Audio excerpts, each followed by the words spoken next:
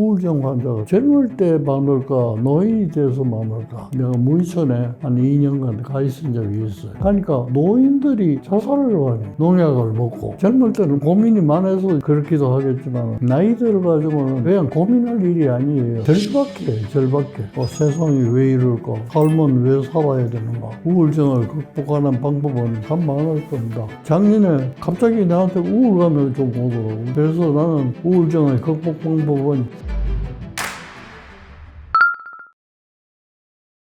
우울증이라고 이제 여러분들 말씀을 많이 하시는데 우울해보지 않았던 분 계시면 손 한번 들어보세요. 여기서 보이지는 않지만 손 든 사람 없어요. 우울증은 누구든지 경험을 했을 것 같아요. 그 근거는 우리가 서양의학을 배우다 보면 서양의학의 아버지라고 일컫는 히포크라테스라는 분이 계세요. 그리스 사람인데 히포크라테스 선서라는 게 있어요. 우리가 의과대학을 졸업할 때 나는 의사가 되면 이렇게 하겠습니다 하고 이제 선서를 해요. 그 히포크라테스 선서. 그때 그분이 병을 정리하면서 정신과 병을 4가지로 분류했어요. 그 첫째가 우울증이에요. 그러면 기원전부터 진단명으로 나와 있는 우울증인데 지금은 그것을 경험해 본 사람이 없다? 그거는 아니죠. 사람이면 누구든지 우울증을 경험했다. 그거 왜 경험하느냐? 내 맘대로 안 되면 우울해요.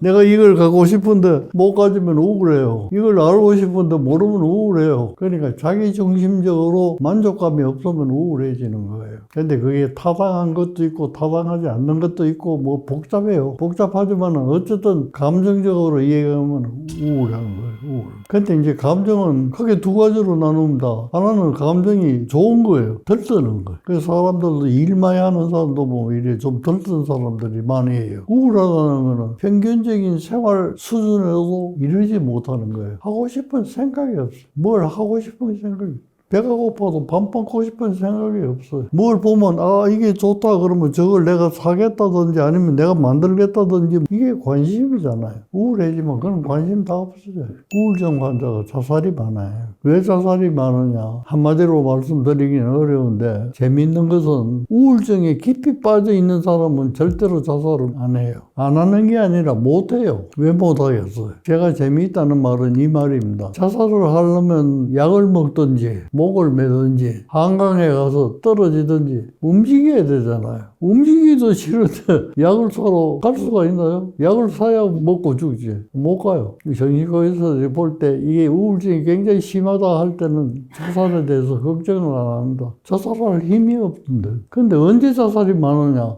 회복기. 우울에서부터 이렇게 벗어나잖아요. 벗어나면 조금씩 이제 관심이 생겨요. 그게 내가 죽으려고 생각했으니까 약방에 가서 수면제도 하는 거예요. 요새는 뭐 처방이 있어서 하지만 옛날에는 뭐든지 달라는 데는 수면제도 많이 안 주니까 말이지. 한 5군데만 가서 모으면 자살량이 되는 거예요. 움직일 수 있을 만큼 회복이 됐을 때 자살률이 제일 높아요. 일반적으로. 근데 이제 그걸 의사들이 잘 파악을 못하면은 그때 이제 사람을 놓치게 되는 거예요. 젊을 때 많을까 노인이 돼서 많을까 이걸 생각해 보니까 젊을 때는 뭐 그런 고민이 많아서 이제 그렇기도 하겠지만 나이 들어가지고는 그게 그냥 고민할 일이 아니에요. 절박해. 내가 자살을 하지 않더라도 죽음의 시간이 얼마 남지 않았어요. 그래서 우리 학설에 보면은 그런 말이 있어요. 죽음이 두려워서 자살을 한다. 매도 먼저 맞는 사람이 낫다고 하는 말이 있잖아요. 그것처럼 죽음이 두려운데 두려운 것도 먼저 해버리면 이런 논리예요. 그런 논문들이 옛날에는 많이 나왔어요. 지금은 하도 복잡하니까 뭐 요거 하나 때문에 자살했다 이렇게 얘기하기 어려워요. 그래서 내가 정신과 하던 초기에 정신과에 대한 계몽을 위해서 이런 강연도 많이 하고 했는데 방송국하고 이렇게 인터뷰하기가 제일 겁이 나요. 뭐냐면 누가 자살을 했어요. 사회적으로. 그래 그걸 이제 취재해가지고 쓰려고 그 자살을 왜 합니까? 이런. 그 자살하고 뭐 이유가 한두 가지겠어요? 여러 가지를 내가 다 설명합니다. 교과서에 있는 대로. 이런 데 있다 그러면 자기가 편리한 거 하나만 뽑아가지고 이 사람은 이래서 죽었다 이래 뿌려요. 그러면 항의가 나한테 엄청 들어요. 그렇지 않겠어? 자기는 경제적인 것 때문에 죽었는데 나는 이 사람이 성격이 우울해서 죽었다. 이래 부리면 화가 나겠어요? 안 나겠어요? 그래서 그게 그만큼 이유가 다양하다는 걸 제가 말씀드리는데, 노인이 돌아가시는 거는 죽음이 가까웠기 때문에 그렇다 하는 걸 내가 믿어요. 나도 생각하니까 난 자살하려고 생각을 해본 적은 없어요. 그걸 이해하기 위해서 어떤 것일까는 생각을 해봤는데, 세상을 하직할 때가 되면 하직하겠지 뭐 이렇게 했는데, 내가 이과대학을 졸업하고 5.16 혁명이 일어나서 강제 동원이 돼가지고 무의천 없앤다고 그래가지고 내가 무의천에 한 2년간 가 있은 적이 있어요. 그러니까 노인들이 자살을 하네. 농약을 먹고. 이게 참 이상하다. 그래서 그분들은 이제 내가 위세척도 하고 이래가지고 이제 깨워가지고 병원에 오라고 해서 나중에 물어보니까 자살하려고 한 게 아니라 농약을 마시고 자살한. 농약병이 박하수병이나 뭐 활명수병하고 비슷해요. 그런 걸 같이 들어오니까 말이지. 노인이니까 그게 다 박하수나 그런 건 줄 알고 농약을 마시는 거예요. 근데 그것도 자살이라고 모두 취급을 했던 거예요. 그러니까 내가 자살을 설명하기가 참 어렵다는 건데, 노인이 자살하는 거는 그런 걸 빼고는 죽음이 현실로 가까워 왔기 때문에 그 불안을 이기지 못해서 하는 자살, 그런 게 제일 많지 않을까 하는 생각이 듭니다.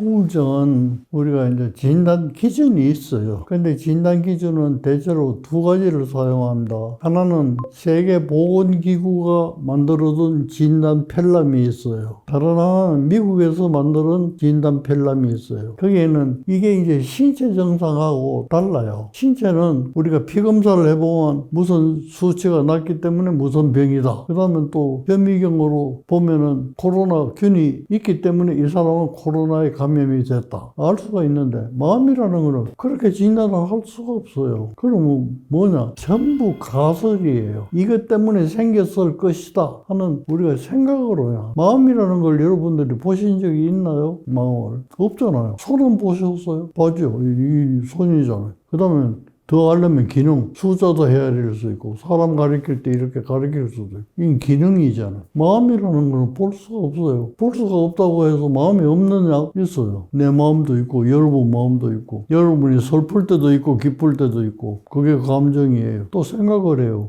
세상이 왜 이럴까? 삶은 왜 살아야 되는가? 뭐 이런 걸 사유하는 기능이 우리한테는 있어요. 마음을 우리가 직접 볼 수가 없기 때문에 어떻게 보느냐? 간접적으로 보는 거예요. 저 사람이 행동하는 걸 보니까 성격이 이럴 것이다. 저 사람이 말하는 툴을 보니까 마음은 이럴 것이다. 이런 거예요. 그러니까 그게 맞을 수도 있고 안 맞을 수도 있고 그러겠어요. 그래서 가설이라는 말을 쓰는 거예요. 그래서 정신과에서 진단하는 거는 이 사람하고 이 얘기를 해보니까 하는 행동을 보니까 대체로 여기에 해당될 것이다. 이렇게 진단하는 거예요. 근데 우울증에 대한 거는 전부 그런 정상들을 한 뭐 10개쯤 이렇게 쭉 적어놓고 이 중에 5개가 나타난다면 우울증이라고 해도 좋다. 이렇게 돼 있어요. 그래서 그런 자세한 거는 여러분들이 스마트폰 다 갖고 계시니까 검색을 해보면 그거 다 나와요. 그렇게 진단을 하는 것이기 때문에 그것을 기준으로 해서 생각을 하셔야 되고, 그냥 내가 기분이 좀 안 좋다 이렇다고 우울증 이렇게 하는 게 아니에요. 한 가지 쉽게 얘기를 하자면 우울증이라고 하는 것은 기분의 문제예요. 기분이 다운되는 거예요. 다운돼서 아무 일도 할 수가 없어요. 이런 것이 적어도 3개월 내지 6개월 이상 지속이 된다면 그때 우울증이라고 붙여도 된다는. 근데 그러면 하루에도 우리가 기분이 좋다가도 기분 나쁜 일이 생기면 또 기분이 우울해지잖아요. 그런 것도 우울증이라고 그러냐? 그거는 아니에요. 사람은 하루를 살아가더라도 감정의 기복이 있어요. 기복이. 생각에도 기복이 있고 행동에도 기복이 있고. 근데 여기 기복이 정상 범위 우리를 정해놔서 대략 그 범위에 있으면 우울증이라고 붙이지를 않아요. 뭐 기분 나쁜 일이 있니? 이런 정도로 우리가 묻는 거지. 그러나 이것이 3개월이고 6개월이고 이렇게 기간이 길어진다면은 우울증이라고 붙인다. 그런데 이제 옛날에 유학 공자님 얘기를 인용을 하면은 우리가 부모가 돌아가시면 3년상을 지내잖아요. 3년 동안은 죄인이에요. 아버지를 돌아가시게 했으니까. 그럼 우울해.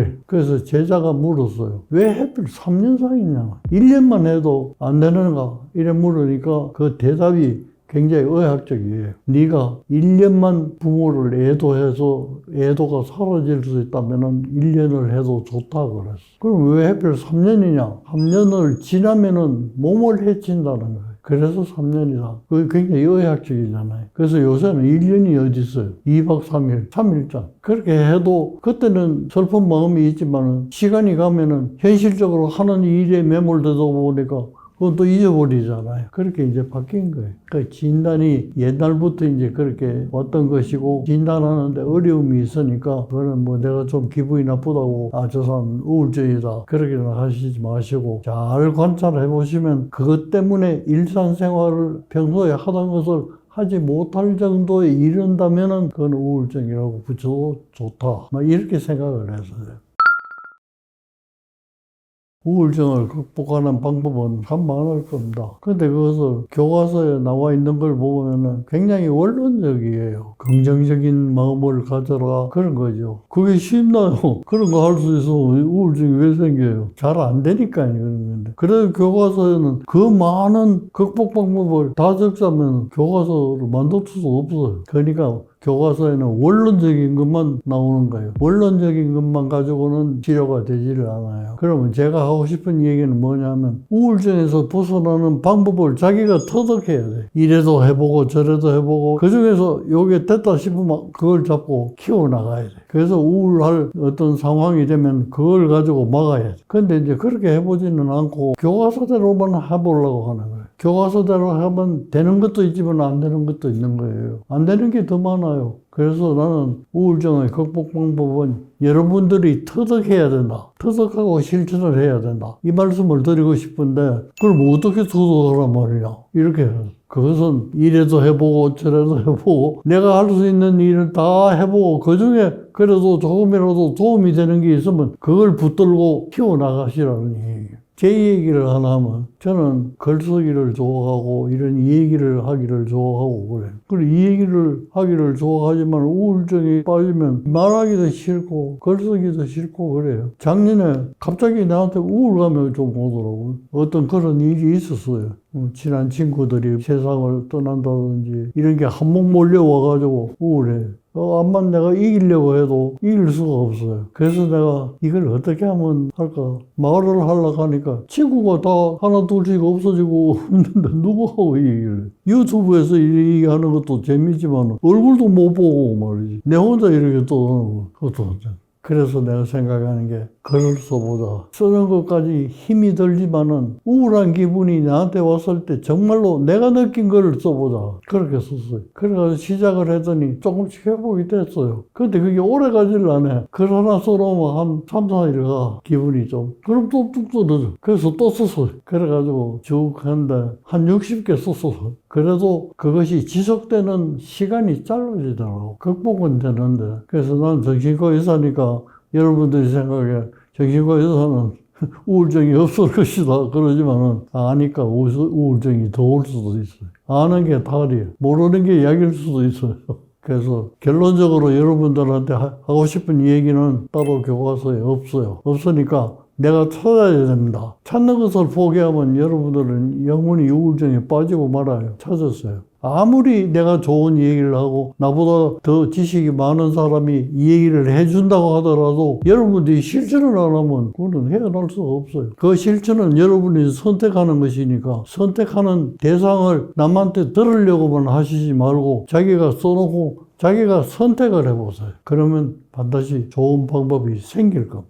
그거는 여러분만이 할 수 있는 방법이에요. 근데 내가 이제 우울증이 걸리지 않더라도 다른 사람이 우울증이 걸리는 경우가 많아요. 가족 중에 누가 우울한 사람이 하나 있으면 집안 분위기가 다 우울해져 버려요. 참 힘들어요. 마음은 도와주고 싶지만 도와줄 방법이 모르잖아요. 어떻게 해야 되는지. 근데 나는 어릴 때 어머니 아버지가 모두 바쁘니까 할머니하고 많이 지냈어요. 나는 할머니가 진정한 정신과 의사라고 생각을 했어요.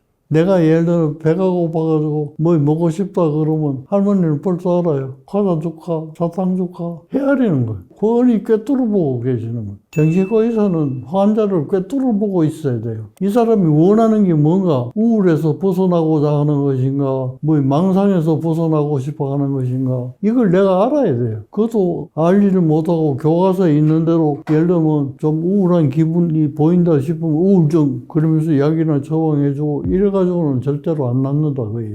헤아려야 되는 거예요. 그래서 곁에 우울증 환자, 우울증뿐 아니라 그런 마음으로 고통을 받고 있는 환자가 있다면 우선 그 사람을 철저히 알아야 돼요. 알아서 그 사람이 원하는 것이 무엇일까, 이것이 잡히면 그걸 가지고 도와주세요. 예를 들면 어릴 때 그런 얘기 많이 들어서 저놈은 장난치는 게 매 맞고 싶어서 장난친다. 그런 것도 있어요. 매도 애정이니까 어떻게든지 저놈은 꼭 매가 맞고 싶어서 그러다. 이건 헤아린 거잖아요. 그렇듯이 환자를 아니면 가족을, 주변에 있는 사람을 첫째 헤아리셔야 돼요. 헤아리지 않고 보통 우리가 위로한다고 이렇게 이야기하는, 내 같으면 이래 해보겠는데 그래 해봐라. 내가 아니잖아요. 내가 아닌데 충고할 때는 내 같으면 이렇게 하겠다. 절대로 그 말 하지 마세요. 내가 아닙니다. 그럼 뭘 얘기해야 돼? 아까 얘기한 대로 그 사람을 알고 그 사람에 맞추어서 얘기를 해야 되는데 어렵긴 하지만 그게 안 되면 그냥 눈으로 위로를 해주세요. 말해서 탈라요. 근데 굳이 말을 하고 싶으면 긍정적인 말을 해요. 거짓말이라도 하얀 거짓말로 긍정적인, 암이 걸려서 말기에 곧 돌아가실 분을 만나가 너 이제 얼마 안 있어서 죽을 거니까 죽을 준비나 하고 어쩌고 저쩌고 합리적인 얘기지. 맞기는 맞는데 하나도 위로가 안 돼요. 그런 분한테도 네 혈색을 보니 어제보다 훨씬 나은데 빨리 일어나가 나하고 골프 치러 한번 가자. 하얀 거짓말이지. 이 말을 긍정적으로 하라 이게. 그리고 그 사람이 하직할 때까지 그래도 희망이라고 지푸라기 잡듯이 잡을 수 있는 말을 해줘야 돼. 그런 말이 생각이 안 난다면 말을 하지 마세요. 하지 마시고 따뜻한 눈길을 주고 손을 잡아주고 무언의 행동으로 나는 너를 사랑하고 있다. 이것이 전달되도록 해주는 것이 좋다고 생각을 합니다. 내 같으면 이렇게 하겠다. 이렇게 해봐. 이 말은 절대로 하지 마세요. 그거는 틀린 말이에요. 우리가 우울증을 분류하는 가운데 용어가 갱년기 우울증이라는 의학 용어가 있어요. 근데 갱년기는 뭘 갱년기라고 하냐면 여성들이 초경을 맞아서 폐경이 되면 때까지는 임신이 가능해요. 임신이 가능한 시기가 가임기인데 그거가 끝나는 시기를 폐경기라고 합니다. 폐경기에 이를 때 우리가 경험하는 우울증을 갱년기 우울증이라고 해요. 그럼 남자들은 초경도 없고 폐경도 없잖아요. 그래도 요즘 연구한 걸 보면 있어요. 그래서 한때는 의학 용어는 아니지만 사춘기라고 그랬어요. 초경이 있을 때를 사춘기라고 그러니까 폐경기는 사춘기라고 그래요. 남자들도 갱년기가 있다는 거예요. 그래서 내 생각에 그거는 신체적인 리듬하고 관계가 있어요. 그럼 완전히 심리적인 것만은 아니에요.